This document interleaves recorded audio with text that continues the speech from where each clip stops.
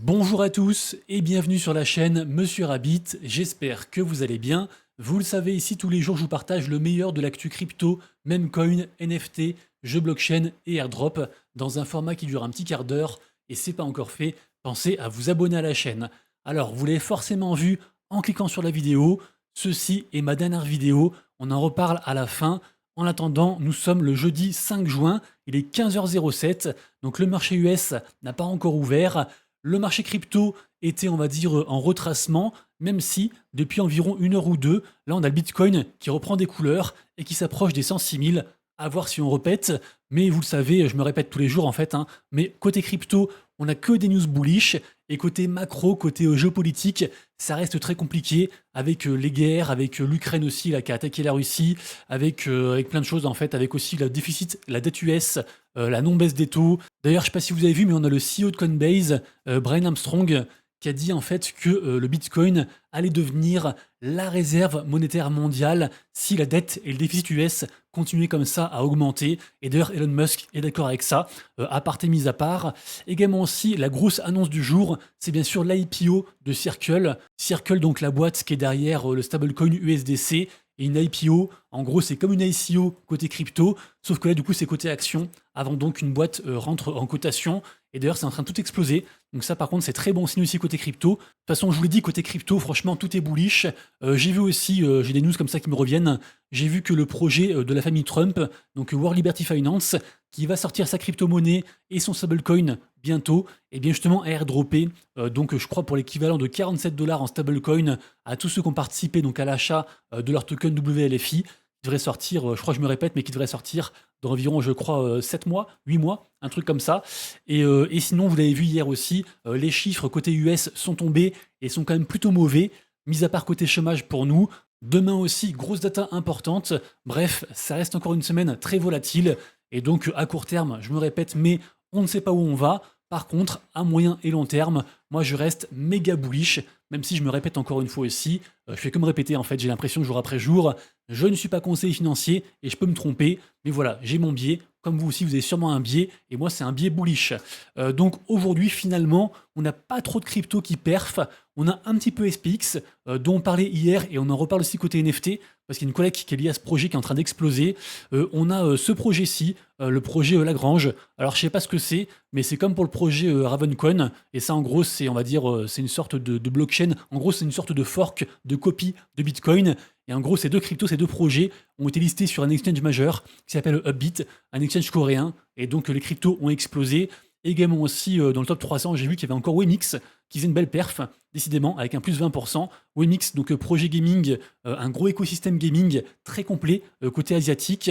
Alors peut-être que c'est lié à entre autres ce projet qui va arriver sur Wemix, le projet ROM Golden Age. Il y a quand même de grosses licences qui arrivent du coup sur Wemix, donc c'est intéressant, notamment Nightcrawler et aussi Omir Fort qui avait très bien marché. Ensuite, rappelez-vous, avant-hier, j'avais parlé d'une pre-sale qui s'était mal passée, une pre-sale à laquelle moi en perso j'avais participé et sur laquelle aussi j'avais fait une vidéo, la pre-sale donc du projet MinePP, et au final, miracle. Alors moi, du coup, vous l'avez compris, j'ai tout vendu, donc tant pis pour moi. Mais au final, c'est une pre-sale gagnante, puisque actuellement, on est encore au-dessus du prix de la pre-sale, et donc c'est, on va dire, un fois 1,2 fois 1,3, donc c'est pas incroyable, mais au final, elle a rebondi, donc tant mieux du coup à ceux qui n'avaient pas encore vendu. Également aussi, côté Memecoin, alors j'étais tombé sur ça il y a environ quelques jours, le token Laboubou, un Memecoin qui est monté à genre environ 75 millions de market cap, et vous le savez, en fait, dès qu'il y a une grosse tendance sur les réseaux, un truc viral, eh bien, il y a forcément des crypto-monnaies qui sont créées sur Pump.fun et autres, et en gros qui surfent sur ces narratives, et ça, je savais pas ce que c'était. Et en fait, hier, je suis tombé sur une vidéo qui explique le phénomène Laboubou, et en gros, c'est un délire, c'est un truc mais tellement viral, des sortes de peluches qui sont un mix entre le côté, on va dire, kawaii, le côté mignon, et un côté flippant. Et apparemment, de manière mondiale, on a plein de stars qui arborent donc des Laboubous de partout, et c'est un délire. Et donc voilà, j'étais content en fait d'associer du coup une tendance, une narrative à un meme coin. Je trouve ça intéressant, et au final, l'analyse des meme coins reflète en quelque sorte aussi ce qui se passe au niveau sociétal. Donc voilà, c'est intéressant et je voulais vous en parler. Vous faites ce que vous voulez de cette info. Ensuite, côté NFT, vous le savez, tous les matins sur mon compte Twitter, je fais un récap de ce qui se passe dans la journée. Rien vraiment de particulier à dire par rapport à hier et avant-hier. le marché NFT reste encore très niche, même si il sent très bon actuellement et des belles victoires qui se font régulièrement. On notera tout de même aujourd'hui une grosse perf côté World of Women, qui est une ancienne collection. Alors c'est marrant parce qu'on a eu la résurrection entre guillemets des Moonbirds avec leur rachat par une boîte gaming que j'aime bien. Ça, je vous en ai parlé plus tôt dans la semaine. Et donc les Moonbirds sont sur genre un x3 et donc sont, on va dire, en train de renaître. Donc c'est plutôt chouette. Et donc là, c'est autour de World of Women, qui est une collection vraiment axée sur les femmes. Et d'ailleurs, je crois que dans le board, enfin dans ceux qui dirigent, il y a quasiment que des femmes.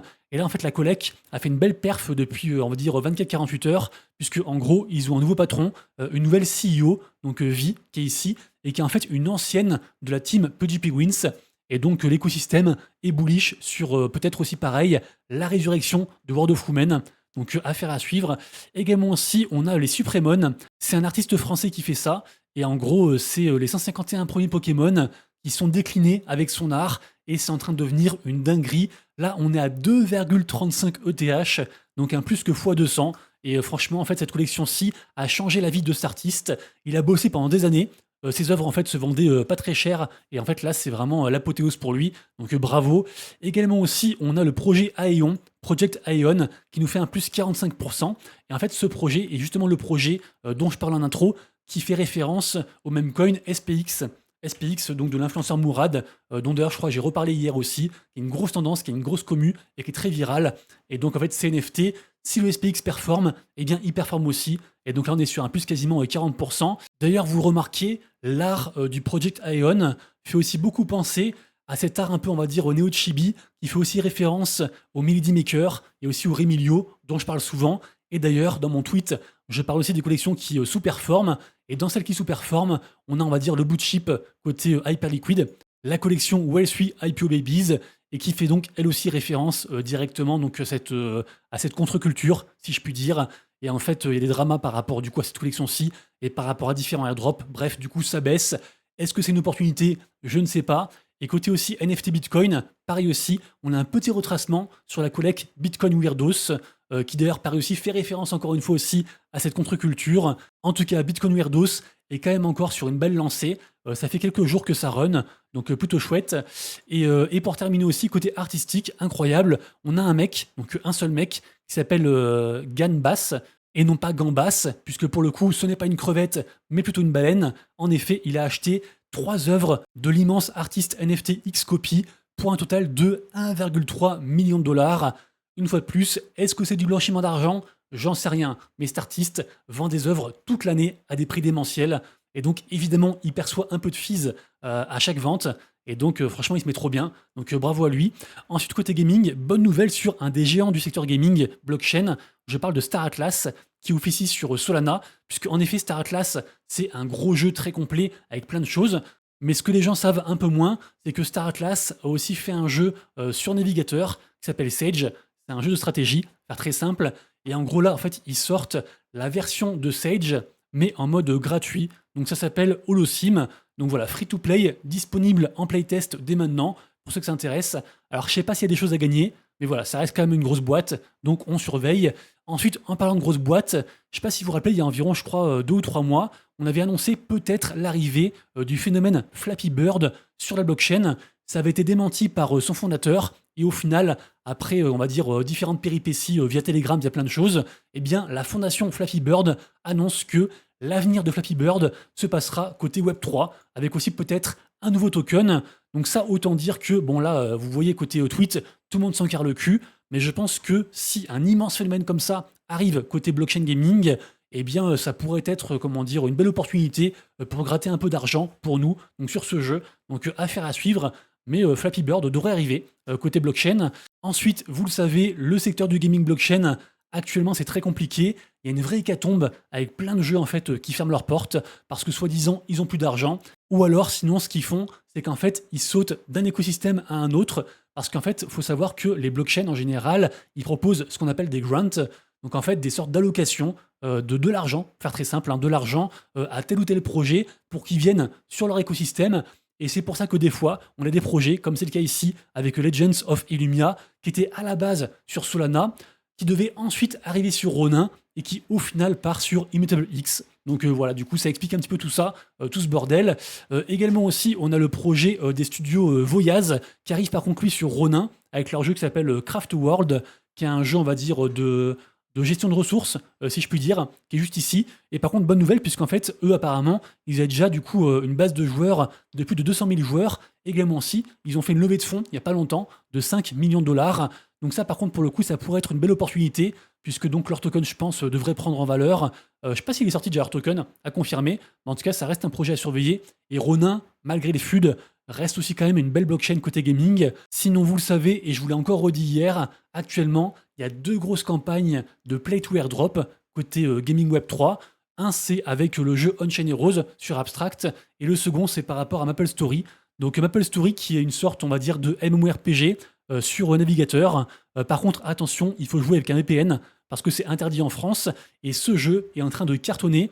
Là, en environ 2 semaines, il y a déjà 4 millions de dollars de volume de vente de leur NFT. Leur crypto se porte bien aussi, et donc c'est en train de cook. Et je vous le rappelle, alors c'est pas avec ce jeu qu'on va devenir riche. Ils ont déjà fait un très joli airdrop quand la crypto NXPC est arrivée il y a environ 2-3 semaines. Mais tout de même, en fait, on peut gagner un peu d'argent tous les jours en jouant à un jeu. Et donc c'est intéressant. Et en tout cas, les gens sont très hypés. Ensuite, hier, j'ai parlé de l'arrivée côté gaming du memecoin Bonk, un memecoin sur Solana que j'aime beaucoup. Et donc aujourd'hui, en fait, c'est un autre memecoin encore sur Solana. On parle du Floki. Et en gros, Floki, ils ont un gros pendant côté gaming qui s'appelle Valhalla. Et donc là, c'est le trailer officiel numéro 2 pour l'arrivée du jeu le 30 juin. Donc très bientôt, hein, dans 25 jours. Ce projet est très hypé. L'écosystème Floki au général et côté Valhalla, c'est très hypé aussi. Et donc je pense que ça reste à surveiller. Et franchement, c'est très propre. Comme quoi, un memecoin peut partir de rien et grâce à la commu, build des choses, proposer des choses, construire des choses et donc arriver vraiment à quelque chose, même des fois plus en fait qu'un projet à la base nourri par les VC, par tout ce qui est entreprise, on va dire privée, investisseurs privés. Ensuite, on passe à une dernière annonce, c'est celle du projet Chaga. Alors pour le coup, je suis en train de faire mes recherches dessus, mais de ce que j'ai compris, c'est un projet qui va permettre, un peu comme on va dire une sorte de Twitch finalement, de diffuser du contenu, de streamer des jeux, et en fait c'est sur la narrative d'Epine. Vous le savez, on en parle beaucoup moins, mais en gros c'est une technologie qui permet, entre guillemets, de décentraliser, on va dire, de la puissance de calcul de nos ordis, et en gros, si vous voulez, on peut en emprunter et on peut en louer à des gens à travers le monde. Et donc, c'est un truc plutôt cool, je trouve. Et ce projet est sur Solana. Et de ce que j'ai vu, il y a beaucoup de gens qui commencent à en parler en très bien. Et donc, c'est pour ça que j'ai commencé à faire mes recherches dessus. Et je pense que vous devriez faire pareil. Je le rappelle, tout ce dont je parle, vous avez toujours en fait tous les liens en description juste en dessous. Et après, c'est à vous de faire vos propres recherches. Et pour terminer donc, je le disais, ceci est ma dernière vidéo. Alors, rassurez-vous, la blague était de courte durée.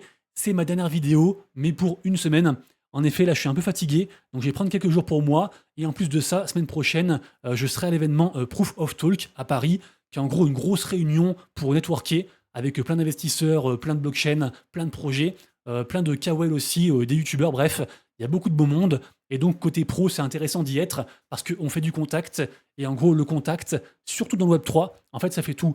Que vous soyez artiste, créateur de contenu ou porteur de projet, des fois, en fait, la différence entre un projet qui marche et un qui marche pas, eh bien, c'est juste le contact, le coup de pouce. Et donc, je pense que c'est important d'être, en tout cas pour moi, à ce genre de truc, ce genre d'événement. Et donc, voilà, je serais content d'y être. En plus, c'est au Palais du Louvre, donc c'est quand même vachement stylé. Donc voilà, petite pause, petit repos, et ensuite, petite visite à Paris. Et donc, on se retrouve, je pense, fin de semaine prochaine, un truc comme ça. Alors, désolé à ceux qui ont cru que c'était vraiment la dernière vidéo.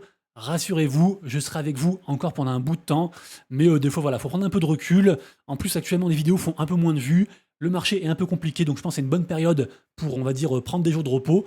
Je vous souhaite donc une très bonne semaine, une très bonne journée. Je vous dis à très bientôt, et d'ici là comme toujours, prenez soin de vous, de vos proches et de vos wallets. C'était Monsieur Rabbit.